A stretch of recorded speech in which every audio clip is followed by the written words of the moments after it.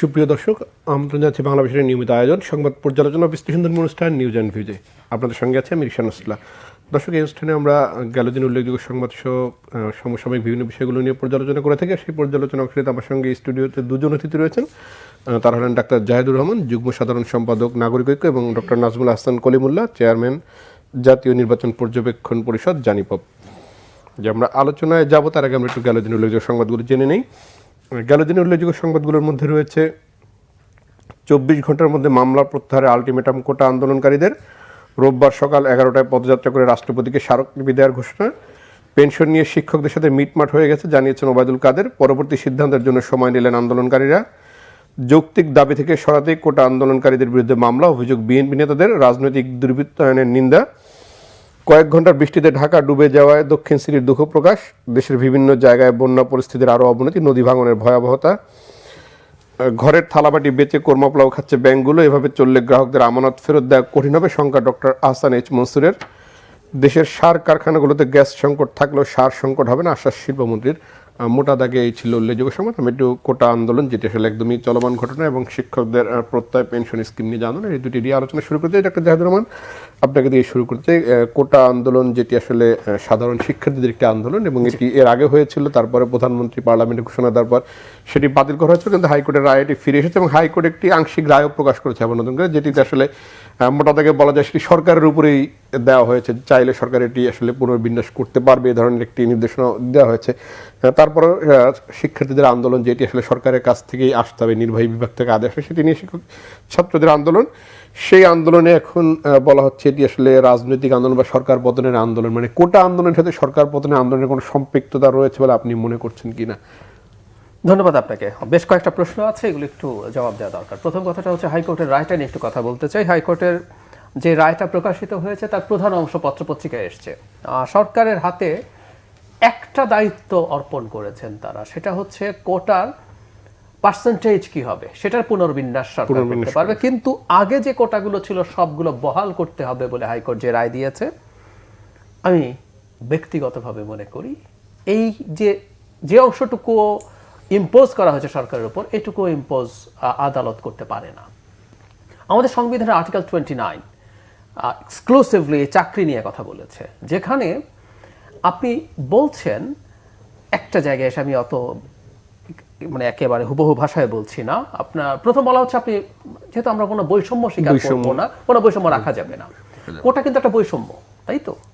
খুব স্বাভাবিকভাবেই আপনি কিছু মানুষকে যদি প্রিভিলেজ দেন, এটা বৈষম্য, সেটা আমাদের মূলনীতির বিরোধী হয়। কিন্তু একটা স্টেট শুধু সমতা না বা সাম্য না, ইকুয়ালিটি না, ও ইকুইটিও নিশ্চিত করার চেষ্টা করবে, মানে ন্যায্যতা। যে মানুষটা পিছিয়ে আছে তার জন্য যদি রাষ্ট্র চায় কোনো বিধান বা আইন করতে পারে, এটা আমাদের কনস্টিটিউশন বলেছে। তো তার মানে হচ্ছে এই, আপনি কোটা রাখবেন কি রাখবেন না, এবং কার জন্য রাখতে পারবেন সেটা কনস্টিটিউশন বলে দিয়েছে, অনগ্রসর অংশের জন্য। সেটা রাষ্ট্রের ইচ্ছা। প্রধানমন্ত্রী যে সব কোটা বাদ দিয়ে দিয়েছিলেন 2018 সালে সংসদে দাঁড়িয়ে, এটা অসাংবিধানিক না। বাংলাদেশে যদি একটা কোটাও না থাকে, আমি আবারও বলছি, একটা কোটাও যদি না থাকে, সেটা অসাংবিধানিক না। আপনি চাইলে রাখতে পারেন। কতটুকু রাখবেন, কয় ধরনের কোটা রাখবেন, কত পার্সেন্ট রাখবেন, কত দিন রাখবেন, সব সিদ্ধান্ত সরকারের। সরকার শুধু একটা জিনিস পারে না, এটা হাইকোর্ট দেখতে পারে। সেটা হচ্ছে, হাইকোর্ট বলেছে, মানে সংবিধান বলেছে, যেহেতু কাস্টোডিয়ান অফ দ্য কনস্টিটিউশন হচ্ছে আমাদের উচ্চ আদালত, ও বলে দিয়েছে আপনি অনগ্রসর অংশের জন্য করতে হবে। তো আপনি যদি কোনো অনগ্রসর অংশের জন্য না রেখে এমন কোনো কোটা করেন, সেটা কিন্তু আবার দেখতে পারে, চাইলে সেটা বাতিল করতে পারে। এই যে আমরা ঢালাওভাবে কতগুলো কোটা রাখা হয়েছে এতদিন, এই আলাপ হতে পারে। সুতরাং হাইকোর্টের এই রায়টাকে আসলে আমি যদ্দূর বুঝি, আমি এটা নিয়ে বলেছি, এটা নিয়ে লিখেছি, এটা এক্সক্লুসিভলি সরকারের জুরিসডিকশন, এবং সরকারের কাছে যে কোটা আন্দোলনকারীরা চাইছে সেটা একেবারেই সঠিক। আচ্ছা, নাম্বার 2 হচ্ছে, তারা মুভমেন্টে আছেন, তাদেরকে মোটা দাগে কোনো সমস্যা করা হয়নি। গতদিন বৃহস্পতিবার, শুক্রবারের আগের দিন বাধা দেওয়ার চেষ্টা করা হয়েছিল, তারা সেই ব্যারিকেড ভেঙেছেন। মানে পুলিশের ব্যারিকেড ছাত্ররা ভাঙছে, খুব নতুন কোনো কথা না, নতুন কোনো বিষয় না, ভেঙেছেন। কিন্তু আজ যেটা হলো, তাদের বিরুদ্ধে মামলা করা হয়েছে, এবং অজ্ঞাত আসামি নিয়ে এগুলোর পরিণতি কি হয় আমরা বুঝতেই পারছি। আপনি একটা ক্র্যাকডাউনে এখন যাবেন, ফলে এর মধ্যে এক ধরনের ইন্ধন আমরা দেখছি। নাম্বার 2 হচ্ছে আপনি সরকার বিরোধী আন্দোলন, বা গতকাল আমরা আইনমন্ত্রীকে বলতে শুনেছি যে স্বাধীনতা বিরোধীদের প্রেতাত্মা এর মধ্যে আছে। আমার মনে পড়লো 2018 সালে বেগম মতিয়া চৌধুরী সংসদে দাঁড়িয়ে রাজাকারের বাচ্চাদের দেখে নেব। You are trying to stigmatize the movement. এটা কিন্তু একটা ভয়ঙ্কর চর্চা এবং একটা খারাপ আলামত।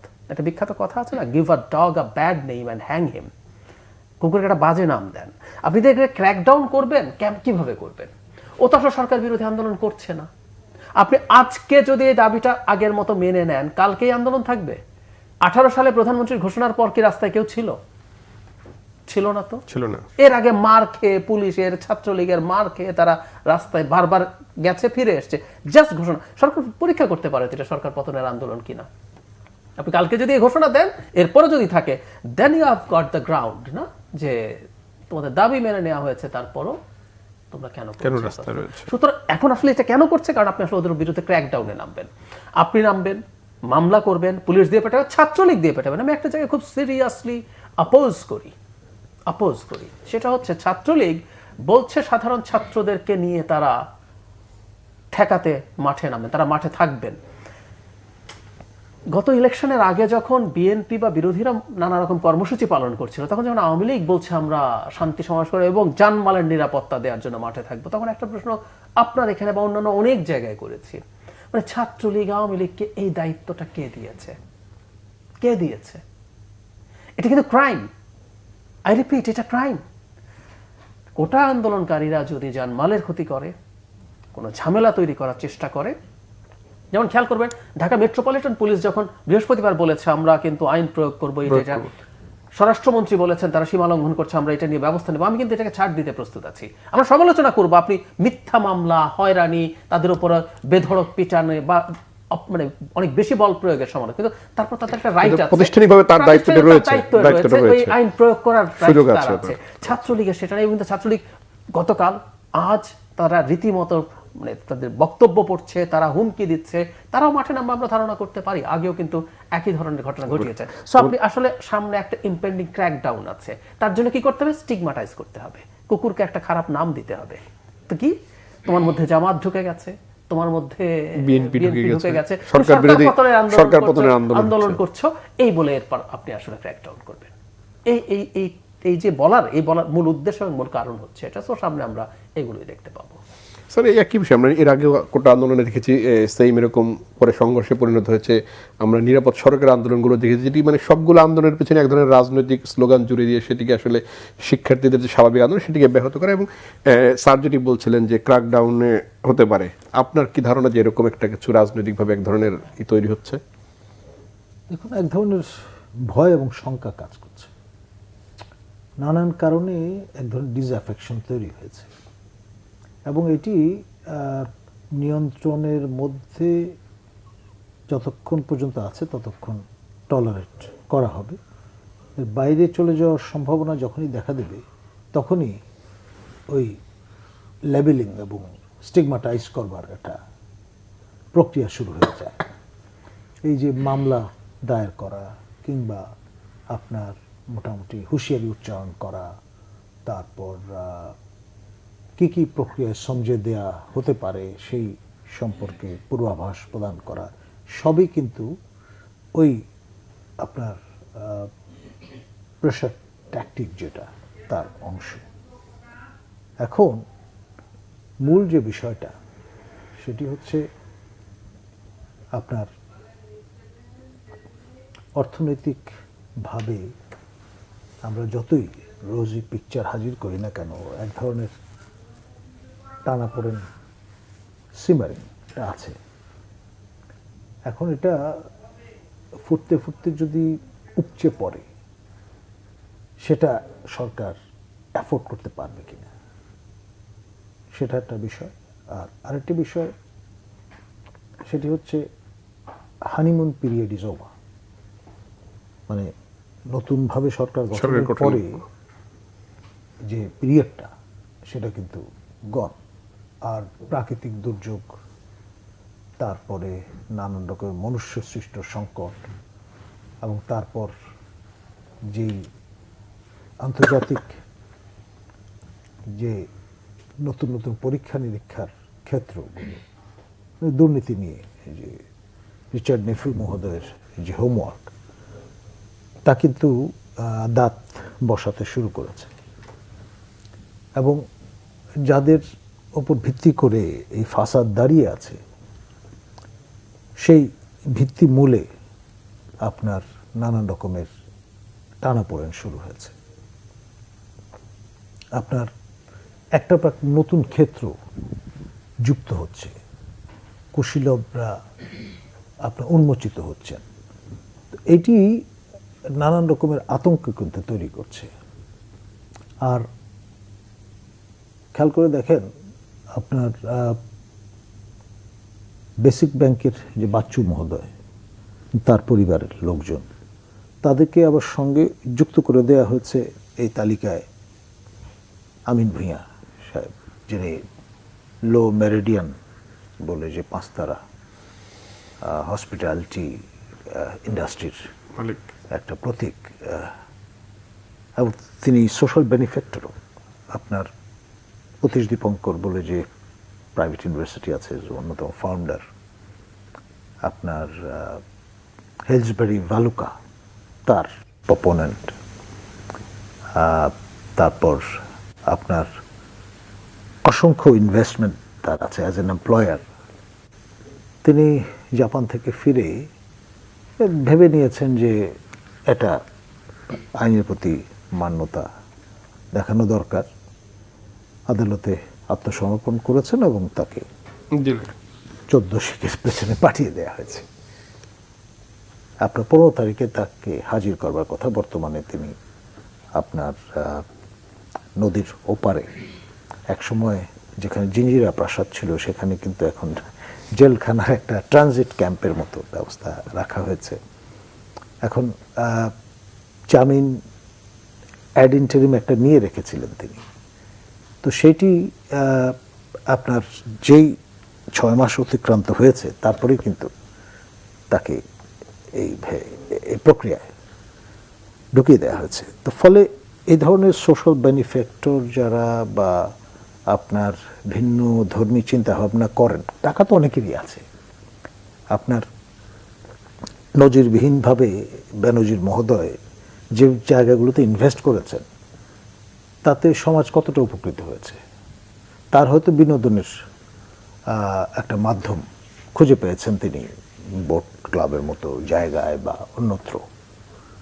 কিন্তু ওই যে হেলসবেরির মতো প্রতিষ্ঠান, যেখানে 100টা ছেলে মেয়ে এসে ভর্তি হয়েছে পৃথিবীর বিভিন্ন দেশ থেকে, এবং হেডমাস্টার এসে নিযুক্ত হয়েছেন ইংল্যান্ড থেকে, সাহেব মানুষ রীতিমতো, মানে এটা out of the place, Bangladesh মনে হয় না।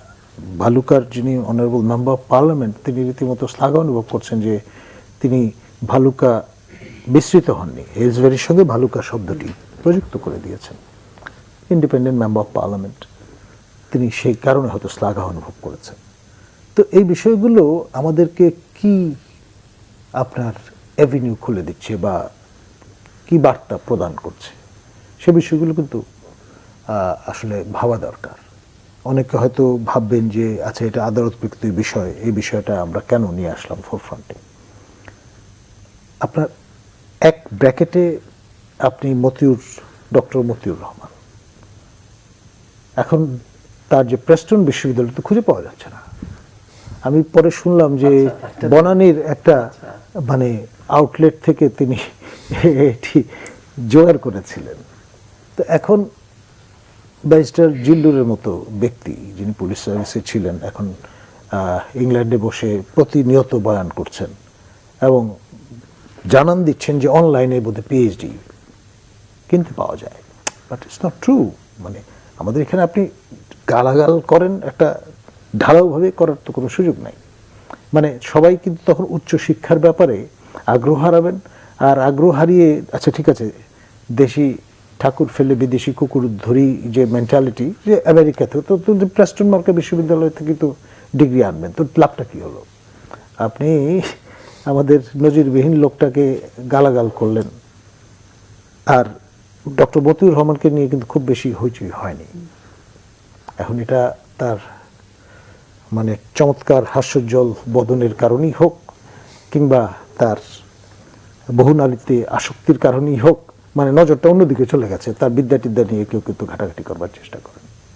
তো এই যে নানান রকমের মানে উপসর্গগুলো ফোরফ্রন্টে চলে এসছে, এটা কি প্রমাণ করে, কি জানান দিচ্ছে? জাতির পিতা বঙ্গবন্ধু শেখ মুজিবুর রহমান, সুকন্যা দেশরত্ন জননেত্রী মাননীয় প্রধানমন্ত্রী শেখ হাসিনার একার কাজ তো নয়, এটা ইটস এ টিম ওয়ার্ক। আপনার স্টেট অফ গভর্নেন্সটা কোন জায়গায় গিয়ে দাঁড়িয়েছে? যে আপনি ম্যারিটের কথা বলছেন, কোটা বিলুপ করে দেওয়ার কথা বলছেন, এখন ম্যারিট প্রিন্সিপাল এই ধারণাটি সামনে নিয়ে আসলেন, তখন ব্যাপারটা কি দাঁড়াচ্ছে? প্রশ্নপত্র যদি ফাঁসি হয়ে যায়, ক্রয় করতে পারা যায়, তো এই মেরিট আপনাকে কোথায় নিয়ে দাঁড় করাবে?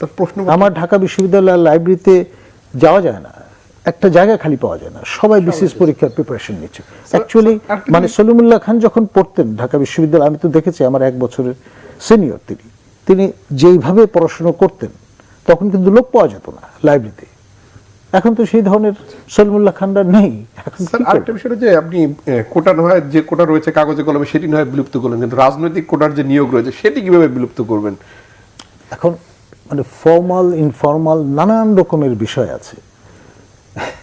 এখন এটা তো মানে বিষয়টা এমন দাঁড়িয়ে যাবে যে হয়তো সাব জুডিস বলে বিবেচিত হবে, অথবা বিষয়গুলো স্যাক্রোসেন্ট, বা এই বক্স অফ প্যান্ডোরা আমরা কেন খুললাম, এইসব অভিযুক্ত হয়ে যেতে পারি আর কি।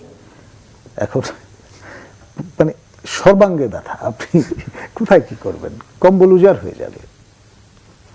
আমরা একটু অন্যদিকে সেটি যে এই কোটার বিষয়, যে মানে যেটা আপনি বলছিলেন যে ক্র্যাকডাউনের দিকে যেতে পারে, আসলে এই কোটা আন্দোলনকে এই ধরনের ক্র্যাকডাউনের ফলে সরকারের যে ইস্যুগুলো রয়েছে, যে দেশ জুড়ে দুর্নীতির যে অভিযোগ একের পর এক আসছে, রাজনৈতিক যে সংকটগুলো রয়েছে, অর্থনৈতিক যে সংকটগুলো রয়েছে, সেগুলোকে আসলে পশ্চাতে ঠেলে দেওয়ার একটা পরিকল্পনা কিনা? এটা অনেকে মনে করছেন, আমি একটু ডিফার করি। সেটা হচ্ছে এগুলো পেছনে সরিয়ে দিয়ে সরকার আদৌ কি কোনো ইচ্ছে থাকার কথা? ধরুন দুর্নীতি নিয়ে সমালোচনা হচ্ছে, এই সরকার কি কেয়ার করে? জনাব বেনজিরের কি আছে, জনাব আজিজ আহমেদের কি আছে, আপনাকে যদি আমি এর আগে লিখতে দিতাম আপনি মোটামুটি এরকমই লিখতেন। কি হয়েছে, হ্যাঁ একটা কনক্রিট প্রমাণ সহ যখন আসে সেটা একটা ডিফারেন্ট ডাইমেনশন আছে, কিন্তু ওনারা এটা করেছেন। আমাদের কি মনে নাই ফরিদপুর জেলা শহরের আওয়ামী লীগের 2 নেতা 2000 কোটি টাকা পাচারি করেছেন? এটা কে বলেছে? র্যাব ইনভেস্টিগেট করে বলেছে আমাদের সামনে, অন্য কারো অভিযোগ না। সো এই তথ্যগুলো তো আমাদের সামনে আসলে ছিল। মানে আমি বাংলাদেশে দুর্নীতির ক্ষেত্রে মানে 1000 কোটির নিচে আলাপ খুব কমই শুনি। চায়ের দোকানে এটা শোনা যায়, চায়ের দোকানে, মানে আমাদের নিজেদের খুব বড় লোক মনে হয়। আমাদের কাছে কি আছে বড় কথা না, আমাদের লোকজনের কাছে 1000 কোটির নিচে টাকা নেই। মানে 100 কোটি টাকা এখন থানা লেভেলের আওয়ামী লীগ নেতা টেতারা এসব করে আমাদের কাছে। ওটা আসলে বিষয়টা। কিন্তু ক্র্যাকডাউনটা করবে সরকার কেন? আমরা একটা আরব স্প্রিং শেষ পর্যন্ত কি রেজাল্ট দিয়েছে সেটা নিয়ে সমালোচনা হতে পারে, কিন্তু আরব স্প্রিং এর প্রথম যে কেসটা তিউনিসিয়াতে, একটু বেসিকটা বলি। সেটা হচ্ছে আমরা অনেকেই জানি গল্পটা। সেটা হচ্ছে মোহাম্মদ বুয়াজিজি বলে একজন স্ট্রিট ভেন্ডার, তাকে পুলিশ তুলে দিয়েছিল রাস্তা দিয়ে, তুমি তো অবৈধ ব্যবসা করছো, তুমি চলে যাও। তো সে খুব খেপে যায়। তার ওই যে একটা ইলেকট্রনিক ওজন মাপার যন্ত্র ছিল আমাদের এখন যেরকম আছে, ওটা সিজ করে নিয়ে গেছে, তার মালপত্র নিয়ে গেছে। তো বুয়াজিজি ওখানে যায়, তার উল্টো পাশে কাউন্সিলের অফিস ছিল, সেখানে বিচার দেয় আমার জিনিসগুলো দিতে বলেন, আমি গরিব মানুষ এবং যদি না দেয় আমি সুইসাইড করব, এরকম হুমকি দিয়ে আসে। পাত্তা টাত্তা দেয় না। তো বুয়াজিজি পরের দিন যায়, দেয় না, সে বাইরে এসে গায়ে আগুন দিয়ে দেয়। ভিয়েতনামের সেই আগুন যখন দিয়ে দিল, বুয়াজিজি কিন্তু সাথে সাথে মারা যায়নি, ও আরো 14 দিন বেঁচে ছিল, আমরা অনেকে জানি না। বেন আলী 25 বছর তার শাসন করে দারুণ আরামে আছেন, আগুন দেওয়ার পরও কিছু হয় নাই। তারপর বুয়াজিজি মারা গেলেন, কিচ্ছু হলো না, বুয়াজিজি ডেড বডি তার এলাকায় গেল। সেখানে আস্তে আস্তে মানুষ ফুসতে শুরু করলো, কারণ দীর্ঘদিন ধরে এই যে একটা অপশাসন স্বৈর শাসনের অধীনে মানুষ ছিল, ভেতরে ক্ষোভ কিন্তু পুঞ্জীভূত ছিল। ওই বুয়াজিজি ইস্যু ধরে প্রথম তার শহরে, তারপর আস্তে আস্তে যে তিউনিসে এসে আসলো, প্রথম গরিব মানুষরা রাস্তায় নামলো যে আমার ক্লাস। তারপর সেই মুভমেন্টে ওই ক্লাস না, মিডল ক্লাস, এলিট সবাই যোগ হয়ে গেল, বেন আলী পালিয়ে গেল। সো আমি এটাকে প্রক্রিয়াটা শুরু হয়েছে কিন্তু হাবিব বরগুইবার সময় থেকে, লম্বা সময়। তো আমি আরব স্প্রিং এর এই তিউনিসিয়ার ঘটনায় একটা বোয়াজিজি ইম্প্যাক্ট বা সিনড্রোম আছে বলে মনে করি। প্রত্যেকটা ডিক্টেটর এই ভয়টা পাবে। কোটা আন্দোলন নিয়ে রাস্তায় মানুষ নেমেছে, ঠিক আছে, কোটার লোকজন আছে, কিন্তু সরকারের মধ্যে এই ভীতিটা আছে, দুর্নীতি নিয়ে দীর্ঘদিন থেকে মানুষের ক্ষোভ আছে। তার চাইতে জরুরি কথা হচ্ছে এখন যে পরিমাণ ভয়ঙ্কর মূল্যস্ফীতি, সবজি সবচেয়ে সস্তা সবজিটা কিন্তু আপনার 100 টাকার মতো লাগে এখন, 80 টাকার নিচে কোনো সবজি নাই। আপনি এত দাম বাড়ছে একদিকে, কিন্তু বাংলাদেশের অর্থনীতিতে একটা সিচুয়েশন বিরাজ করে, যেটাকে স্ট্যাগফ্লেশন বলে। ইনফ্লেশন হচ্ছে কিন্তু আপনার অর্থনীতি স্ট্যাগনেন্ট হচ্ছে। কেন হচ্ছে? আপনি ডলার ক্রাইসিসে এমন অবস্থায় পৌঁছেছেন, আপনি করছেন কি ইম্পোর্ট কমাচ্ছেন, কমাতে কমাতে কমাতে আপনি অর্থনীতিটাকে স্লো ডাউন করছেন যাতে আপনার চাহিদা কমে যায়।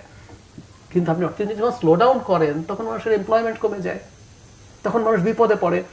তো মানুষের উপার্জন নাই, চাকরি চলে যাচ্ছে, বেতন কমে যায়, বেতন কমে যাচ্ছে। মানে প্রাইভেট অনেক অফিস আপনি খোঁজ নিয়ে দেখবেন, আমি জানি, না নাহলে তোমাকে চাকরি থেকে বের করে দিতে হবে।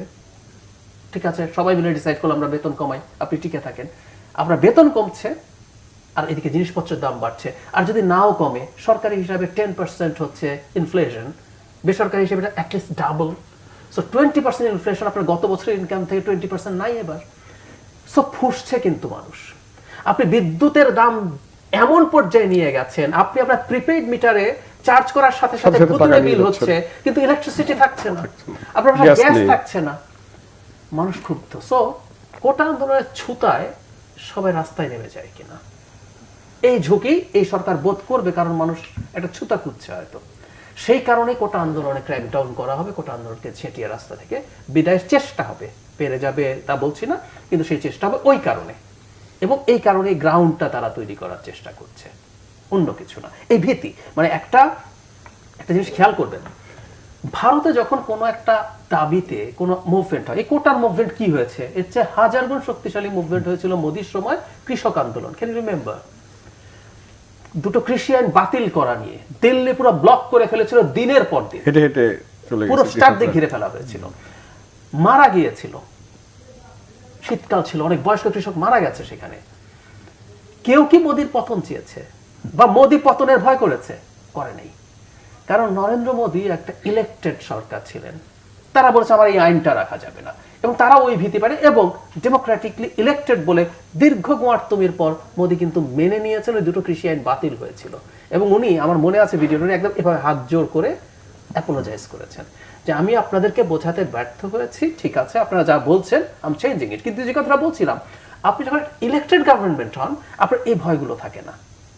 এখন আপনার ভয় প্রতি মুহূর্তে, যে কোন সময় মানুষ ক্ষুব্ধ হয়ে যায়, কোন সময় আমাকে গদি থেকে নামিয়ে দেয়। সব বাদ দেন, এদেশে মানুষ ভোট দিতে পারছে না। গত মানে এটা 3টা ইলেকশন হয়ে গেল, প্রত্যেকে ক্ষুব্ধ হয়ে বসে আছে। আমাদের তো এই দেশেই তো বড় হয়েছি, মানে জন্ম নিয়েছি, বড় হয়েছি, দেশে আছি, বন্ধু বান্ধবের মধ্যে প্রচুর আওয়ামী লীগ সমর্থক আছে, ছিল ছোটবেলা থেকে, আমি চিনি বংশ পরম্পরায়।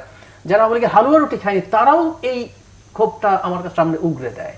এটা ভোট দিতে পারি নাই, ভোট দিতে যাই নাই, অথচ মানে বাবা আওয়ামী লীগ করেন, দাদা আওয়ামী লীগ করে, এরকম আমার বন্ধুদের মধ্যে আছে। সব ক্ষোভ তো জমছে, এটা কোন দিক থেকে বেরিয়ে আসে এই ভয় তো সরকার পাবেই। আমরা আলোচনা করবো, একটা বিরতি নিয়ে এসে। দর্শক, নিউজ অ্যান্ড ভিউজে নিচে ছোট্ট একটি বিরতি, আমাদের সঙ্গে থাকুন, ফিরবো কিছুক্ষণ পরেই।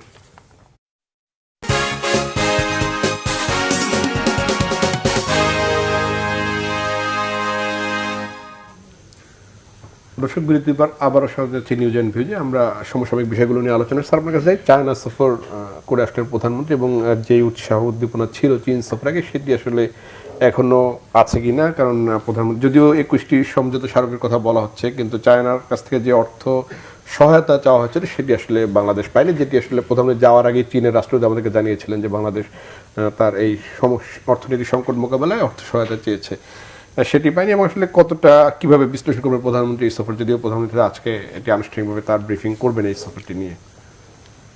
দেখুন, আমাদের তো একটা বাংলা কথাই আছে, শ্যাম রাখি না কুল রাখি।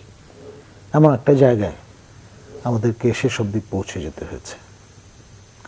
আমরা যতই আড়ম্বরের সঙ্গে বলি না কেন, সবার সঙ্গে বন্ধুত্ব কারোর সঙ্গে বৈরিতা নয়, সেই বিষয়টা অনেকটা মানে like walking on a tight rope, সার্কাসের দড়ির উপর দিয়ে হেঁটে যাওয়ার মতো। এবং ইটস এ হাই রিস্ক একটা পশ্চাৎ। মজা হচ্ছে গ্র্যাজুয়ালি, মানে সিন্স 1972 অনওয়ার্ড আমরা ক্রমেই কিন্তু শিওরলি অ্যান্ড ফার্মলি ইন্ডিয়ান অরবিটে প্রবেশ করে গেছি। ওখান থেকে বেরুবার আর কোনো লিওয়ে অবশিষ্ট নেই। এটা প্রতিভাত হয়েছে চীন ফিরে যে উপলব্ধিটা তার মধ্য দিয়ে। আপনার চায়না, যে চায়নাকে আমরা এখন চিনি, এটা বেসিক্যালি দ্যাং জিয়াওপিং এর যে মডার্নাইজেশন ড্রাইভ তার ফল। এবং এরা কোনো অবস্থায় বলা যাবে না যে মাও সেতুংয়ের সেই ইডিওলজিক্যাল বেসিস সম্পন্ন চায়না। বানিয়া সোজা কথায়, ওর প্রফিট যেখানে আছে সে সেখানে আছে। সে এমন জায়গায় ইনভেস্ট করবে না যেটা তাকে ডিভিডেন্ড দিবে না।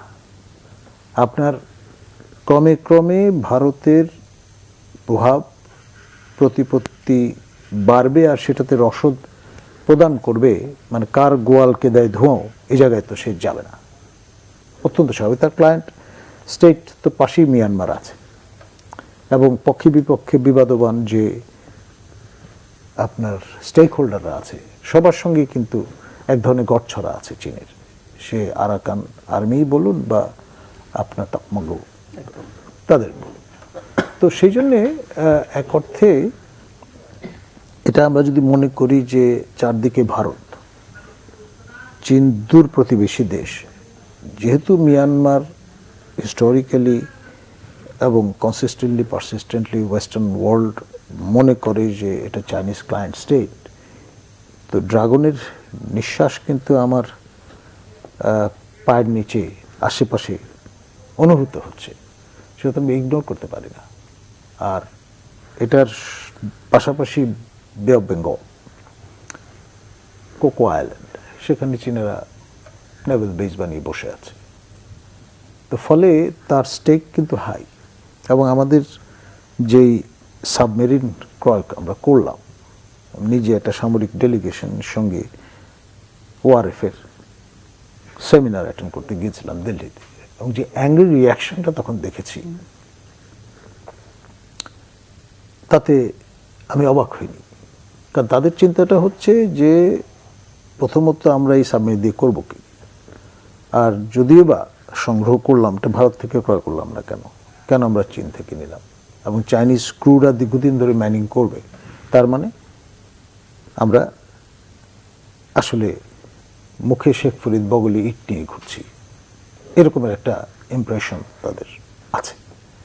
তো এই যে সন্দেহ থেকে তারা ক্রমে কিন্তু আমাদের যে স্পেসটা সেটা কিন্তু ছোট করে নিয়ে আসছে, মানে ফেটা কমপ্লিট। ভারতের নিরাপত্তা যে ইস্যুটা সেটা কিন্তু অকপটে আমাদের জয়শঙ্কর মহোদয় কিন্তু নিয়ে এসছেন, যে 47-এ যে অবিচার করা হয়েছে ভারতের প্রতি, এই যে 20-22 আপনার কিলোমিটারের যে শিলিগুড়ি নেক যে ভালনারেবিলিটি, সেটা কম্পেনসেট করে দেওয়া যেত যদি আমাদের কক্সবাজার বান্দরবান এই এলাকাগুলো ভারতের সঙ্গে যুক্ত করে দেওয়া যেত, তাহলে কিন্তু ভারতের নিরাপত্তা নিয়ে কোনো সংকট থাকতো না। সেটা নতুন করে ভাবতে হচ্ছে কিন্তু ভারতকে। 10 ট্রাক অস্ত্রের যে বিষয়গুলো, সেগুলো তো রিয়ালিটি, ইতিহাসের অংশ। ভারতের সার্ভেলেন্স যদি না থাকতো এটা ধরা পড়তো না। এই বাংলাদেশের টেরিটরিতে ব্যবহৃত হয়েছে। বারংবার আমরা বলেছি, অস্বীকার করেছি, কিন্তু আমাদের এই বৃহত্তর সিলেটের সীমান্ত জুড়ে আপনার যে উলফা থেকে শুরু করে টিএনভি থেকে শুরু করে যেই আপনার আউটল বৈরী চিন্তার লোকজন ছিল, তারা তাদের লজিস্টিক্স, গোলা বারুদ এগুলো কিন্তু রাখবার জন্য স্যাংচুরি হিসেবে ব্যবহার করেছে। ডক্টর কামাল উদ্দিন যখন স্বরাষ্ট্র সচিব ছিলেন, যিনি মূলত আপনার এই যে লাইন বাউন্ডারি এগ্রিমেন্টের অন্যতম আর্কিটেক্ট, তখন যে পরিমাণ সহায়তা আমরা করেছি, ঝাঁপি খুলে দিয়েছি, যেটা মাননীয় প্রধানমন্ত্রী বলেন যে আমরা যে পরিমাণ দিয়েছি, আমরা জেস্চার দেখিয়েছি, সেটা ভারত কখনো ভুলতে পারবে না। এটা তো একটা পায়া সুইচ। এখন আপনি যখন ক্রমাগত দিয়ে যাচ্ছেন আর আমরা পাচ্ছি অন দ্যাট এন্ড, তো ফলে তো আমরা আরও চাইব। তো একটা পর্যায়ে দেখা যাবে যে দেওয়ার মতো আর কিছু নাই, সেই জায়গাটায় কিন্তু প্রায় এসে পৌঁছে গেছি আমরা। চীন সফরটা নিয়ে একদম যদি আমি মোটা দাগে ধরি যে নগদ অর্থ সহায়তা, যেটি আসলে চীনের রাষ্ট্রদূত বলেছিলেন, তিস্তা সমস্যা, বিনিয়োগ বাণিজ্য সহ রোহিঙ্গা সংগঠনের কোনো বিষয়ে ইতিবাচক কোনো ধরনের সাড়া আমরা দেখতে পেয়েছি কিনা এই সফরে? ধন্যবাদ। ইতিবাচক তো দূরেই থাক, মানে সেমি ইতিবাচক, সিকি ইতিবাচকও কিছু হয়নি। মানে কেন, মানে অর্থনীতির কথা বলি, প্রধানমন্ত্রী যখন এবার চায়নায় গেলেন একটা খুব সিরিয়াস ক্রাইসিস মাথায় নিয়ে গেছেন, সেটা হলো বাংলাদেশের অর্থনীতিতে বৈদেশিক মুদ্রার রিজার্ভ এমন জায়গায় গেছে যার জন্য আমাদের একটা মানে ওইটা কন্টিনিউয়াস যেসব এফেক্ট আসছে আমাদের ইকোনমি ডিজাস্টারে যাচ্ছে। অর্থনীতির ডিজাস্টার হলে আসলে মানুষ খারাপ থাকবে নিয়ে এসব সরকারের মাথা ব্যথা নাই। তার ভয় হচ্ছে দেশের ক্রাইসিস হলে শ্রীলঙ্কার মতো হয় কিনা, মানুষ রাস্তায় নেমে এসে আমার গদি উল্টে দেয় কিনা, এই ঝুঁকির মানুষের কল্যাণের কোনো চিন্তা আওয়ামী লীগ সরকারের আছে একেবারেই বিশ্বাস করি না, ওই ভয়টা আছে। সো চায়না তাকে হেল্প করতে পারতো, বিশেষ করে ফিনান্সিয়ালি। কিভাবে? একটা হচ্ছে সে বলেছে যে আমদানি রপ্তানিতে ইউজ করার জন্য $5 বিলিয়ন সমপরিমাণ ইউয়ান দেবে। এতে যেটা হতো, আপনি ডলার পেলেন না, কিন্তু আপনি চায়না থেকে তো বিরাট ইম্পোর্ট করেন, 20-21 বিলিয়ন ডলার।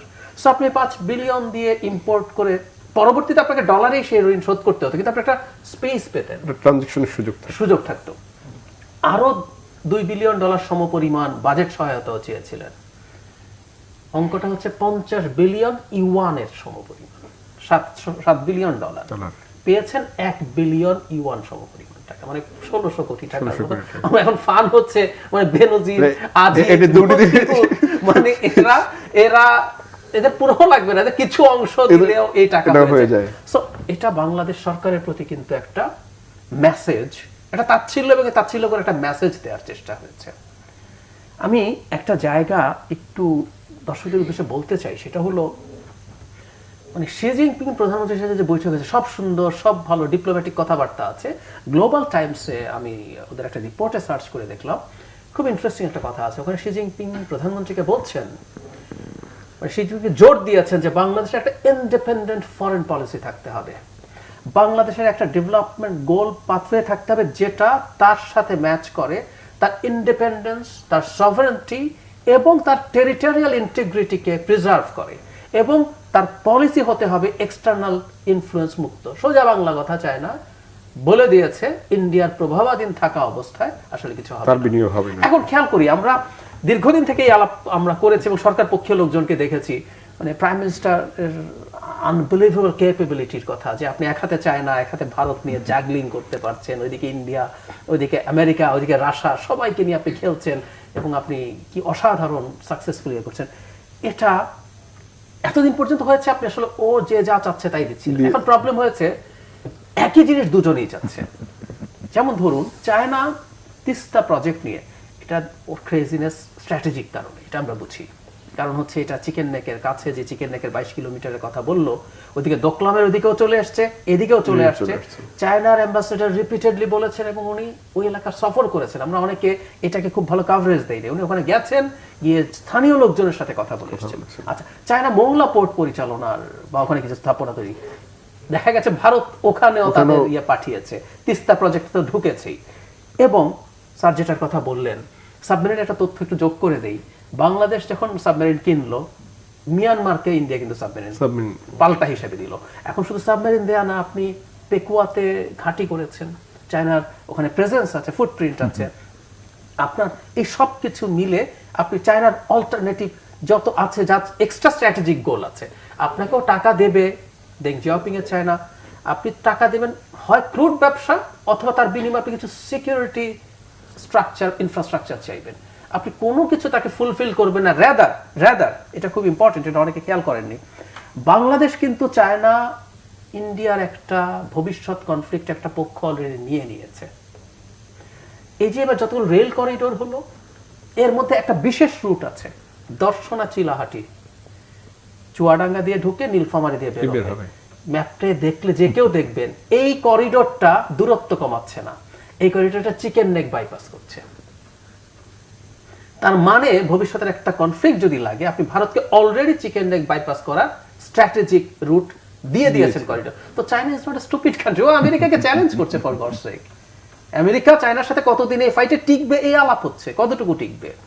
সো এগুলো না বোঝার কোনো কারণ নেই। সুতরাং চায়না একেবারে খুব ক্লিয়ার কাট মেসেজ সরকারকে দিয়ে দিয়েছে, ওই যে স্যার যেটা বলছেন আমার টাকায় নিয়ে এটা করবো, কিন্তু যাবতীয় সব স্ট্র্যাটেজিক সবকিছু ভারতের দিকে যাবে, এটা আসলে আর চায়না করবে না। এবং সবার সাথে বন্ধুত্ব, কারোর সাথে শত্রুত্ব, এগুলো খুব বোকা বোকা ধরনের কথা, শিশুতোষ কথা, যারা আমরা লিস্ট একটু জিও পলিটিক্স বা ইন্টারন্যাশনাল পলিটিক্স বুঝি, সেখানে আসলে এই কথাগুলো কোনোভাবে প্রযোজ্য হতে পারে না। ফলে স্বাভাবিকভাবে যেটা হয়েছে, রোহিঙ্গা সংকট সমাধান দূরেই থাকুক, আরো 8-10 লাখ রোহিঙ্গা কিন্তু রয়ে গেছে, ওরা বাংলাদেশে আসে কিনা আপনি সে অপেক্ষা করতে পারেন। চায়না যদি রিটালিয়েট করে, তারা তো অনেকগুলো অস্ত্র আছে। শুধু সেটাই না, স্যার যেটা বলছিলেন যে আমাদের বর্ডারে তো দুটো প্রভিন্স আছে মিয়ানমারের, চীন এবং রাখাইন, দুটোতেই যে বিরোধীরা আছে তাদের সাথেও চায়নার খাতির আছে। সো ওই ওয়ার বয় কনফ্লিক্টের স্পিল ওভার কত, একবার তো হয়েছে, গুলি এসছে, বোমা এসছে, তাদের নেভি স্ট্যান্ড অফ করেছে, ইত্যাদি ইত্যাদি, আরো ওগুলো স্পিল ওভার আসে কিনা আমাদের সেটাও দেখার দরকার আছে। সুতরাং খুব দুঃখজনক কথা হচ্ছে, মানে সরকার তার ক্ষমতা টিকিয়ে রাখার জন্য বাংলাদেশকে পরাশক্তিগুলোর একটা কনফ্লিক্টের, মানে একদম প্রক্সি কনফ্লিক্টের জায়গায় নিয়ে গেছে। আমি একটা জিনিস একটু যোগ করি, যেহেতু কিছুটা হলেও জিও পলিটিক্স বা ইন্টারন্যাশনাল পলিটিক্স বোঝার চেষ্টা করি, বাংলাদেশে একটা নির্বাচিত সরকার থাকলেও কিন্তু চাপে পড়তো সে, কারণ এই মুহূর্তে আসলে প্ল্যান করা হচ্ছে। চায়নাকে কন্টেইন করার জন্য যখন আমেরিকা এসছে, সে কোয়াড তৈরি করেছে, সে ইন্দো প্যাসিফিক স্ট্র্যাটেজি তৈরি করেছে, ও চায়নাকে কন্টেইন করার জন্য। সো বাংলাদেশের নির্বাচিত সরকার থাকলেও ভবিষ্যতে একটা ওয়ারের পরিস্থিতি আছে সাউথ চায়না সিকে কেন্দ্র করে, বা ভারতের সাথে তো তার যে পরিমাণ ক্রাইসিস আছে, মানে শুধুমাত্র ওই লাদাখের ওই জায়গা না, লাদাখের তো অলরেডি কয়েক হাজার স্কোয়ার কিলোমিটার, আমি আগের সেই 62-র আকসাই চীনের কথা বলছি না, এই রিসেন্টলি লাদাখের কয়েক হাজার কিলোমিটার দখলে আছে। মোদির সমস্যা হয়েছে, এটা বললে তো আপনাকে পাল্টা যুদ্ধ করতে হয়, আপনি স্বীকারও করতে পারছেন না। এদিকে আপনার অরুণাচল প্রদেশ পুরোটা সে তার অংশ হিসেবে ম্যাপে দেখাচ্ছে, মানে ভারতের প্রধানমন্ত্রী অরুণাচলে গেছেন, এটার জন্য চায়না কন্ডেম করে যে তুমি আমার টেরিটরিতে গেছো। এই হচ্ছে পরিস্থিতি। সো ভারত চায়নার যুদ্ধ আছে, চায়নার সাথে আমেরিকার তাইওয়ানকে কেন্দ্র করে, বা ফিলিপিন্সের সাথে আমরা যদি এখন খেয়াল করি যে ফিলিপিন্সের একটা জায়গা আছে যে সেকেন্ড থমাস সোল, ওখানে কিন্তু ওদের প্রায় স্ট্যান্ড অফ হচ্ছে, ওয়াটার ক্যানন মারছে পরস্পর। মালদ্বীপে চায়নার এখন প্রভাব বেড়েছে। সো একটা ওয়ার জোনের মধ্যে চেষ্টা করা হতো বাংলাদেশকে কোনো পক্ষে নিতে, কিন্তু আপনি যদি ইলেক্টেড গভর্নমেন্ট হতেন, তখন আপনার জন্য না বার্গেনিংটা অনেক শক্তিশালী জায়গায় বার্গেনিং করতে পারতেন। আপনি এখন বার্গেনিং করছেন, আমাকে একটু ক্ষমতায় রাখেন, আপনি যা যা চান দিয়ে দেবো, আপনি যা যা চান দিয়ে সবাইকে দিতে চাই, কিন্তু ওই যে বললাম এখন সমস্যা বেঁধেছে, একই জিনিস সবাই চাইছে। স্যার এই যে দর কষাকষির কথা যে স্যার বলেছেন, দর কষাকষির সুযোগটি কোথায়, যে যাওয়ার আগে যদি সরকারের উপরে পর্যায়ে থেকে বলা হয় যে চীনে যাওয়ার ক্ষেত্রে ভারতের কোনো বাধা নেই বা ভারতের অনুমতি রয়েছে, মানে পররাষ্ট্রনীতিতে আসলে এগুলো কতটা যুক্তিযুক্ত? বিষয়টা হচ্ছে আমরা ফার্মলি তো ইন্ডিয়ান অরবিটে চলে গেছি, ওয়ান্স ফর অল, এখান থেকে ফিরবার কোনো রাস্তা অবশিষ্ট নেই। আপনার এক ধরনের রেজিম চেঞ্জের মধ্য দিয়ে আপনার 72 থেকে 75 এই সময়টা আমরা সোভিয়েত অরবিটে ছিলাম, 75 অ্যান্ড বিয়ন্ড আমরা আমেরিকান অরবিটে চলে গেছি। এবং এর সবচেয়ে বড় মানে থিয়েটার হিসেবে যদি চিন্তা করি, চিটং পোর্ট, মার্শাল জুঙ্কোর নেতৃত্বে মাইল সুইপিং তেলকার পর্বগুলো দিয়ে আপনার এটা রাশিয়ান অরবিটে চলে গেছিল। সেখান থেকে আবার এই অপারেশন সি অ্যাঞ্জেল এবং অন্যান্য ম্যানিভারের মধ্য দিয়ে আমেরিকান অরবিটে চলে গিয়েছিল। এবং দুই পরাশক্তির এই টানাপোড়েনের মধ্য দিয়ে ইঞ্চ বাই ইঞ্চ কিন্তু ভারত গেইন করেছে, এবং এটা এখন অ্যাবসলিউট পর্যায়ে গিয়ে উপনীত হয়েছে। এবং আপনি খেয়াল করে দেখেন ইন্ডিয়ান সোশ্যাল মিডিয়ামগুলো তারা যে বাক্যটা উচ্চারণ করে, সে they have conquered the then East Pakistan, এবং তারা কতটা সভ্য শালীন একটা আচরণ করেছে যে বঙ্গবন্ধুর অনুরোধে তারা তাদের সৈন্য প্রত্যাহার করে নিয়ে গেছে। দ্বিতীয় বিশ্বযুদ্ধ কবে শেষ হয়েছে এখন পর্যন্ত ওকিনাওয়াতে আমেরিকান সৈন্যরা বসে আছে, জাপানে তারা কিন্তু যায়নি। তো তারা লেজিটিমেটলি যে কাজটি করেছে আমাদের স্বাধীনতা যুদ্ধের সকল দলিল দস্তাবেজ ফোর্ট উইলিয়ামে ছিল, সেগুলো তারা ইনশিওর করেছে একটিও যাতে আর ভবিষ্যতে সূর্য আলো না সব পুড়িয়ে ফেলা হয়েছে। একটি ডকুমেন্টও কিন্তু অবশিষ্ট নেই, সেটার উপর ভিত্তি করে আপনি একটা ন্যারেটিভ তৈরি করতে পারতেন। এখন এরকম একটি অবস্থায় আপনার ভবিষ্যতে তারা আরেক ধাপ যদি এগিয়ে আসে, তখন তো বিসমার্কিয়ান স্কিল কাজে আসবে না। এটা তো লিমিটেশন আছে জাগলিংয়ের।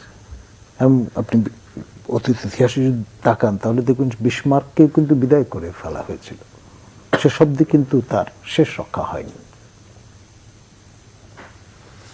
সে স্যার, আমাদের তো মানে যেহেতু নির্বাচন নিয়ে প্রশ্ন রয়েছে, যুক্তরাষ্ট্র এই নির্বাচন নিয়ে প্রশ্ন তুলেছে, চায়না, রাশিয়া এবং ভারত এবং মার্কিন যুক্তরাষ্ট্র, চার বড় দেশগুলোরই বাংলাদেশ নিয়ে এক ধরনের আগ্রহ রয়েছে ভৌগোলিক কারণে বা নানান কারণে।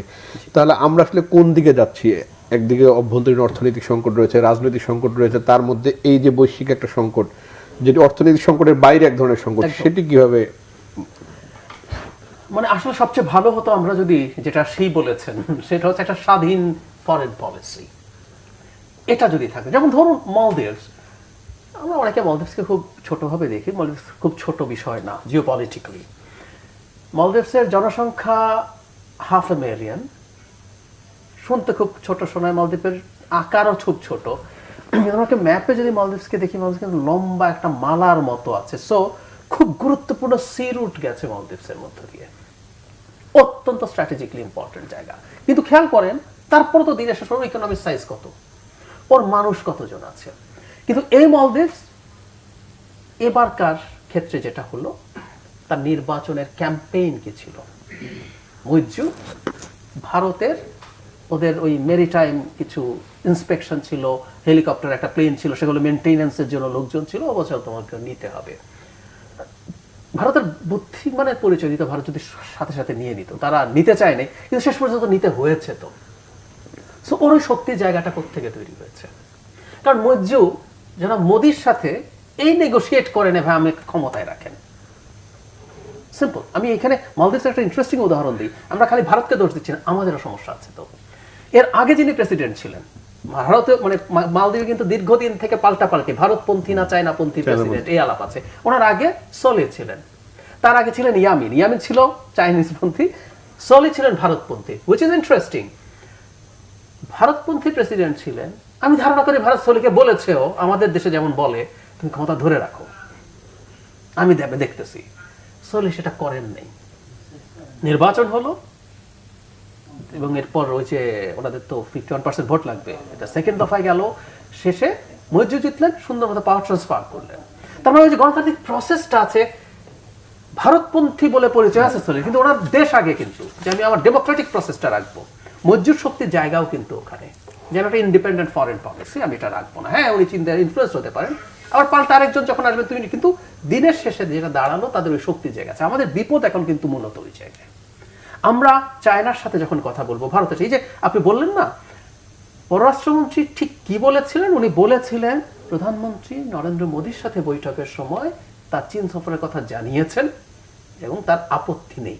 মানে এই যখন প্রকাশ্যে পররাষ্ট্রমন্ত্রী বলছেন, আমরা কোনো স্পেকুলেট করছি না, আমি আর একটু বরং স্পেকুলেট এটা করতে পারি, কি কি বিষয় নিয়ে কথা বলা হবে সেগুলো প্রেজেন্ট করা হয়েছিল এবং কি কি বলা যাবে না যাবে সেগুলো সম্ভবত ঠিক করে দেয়া হয় এখন।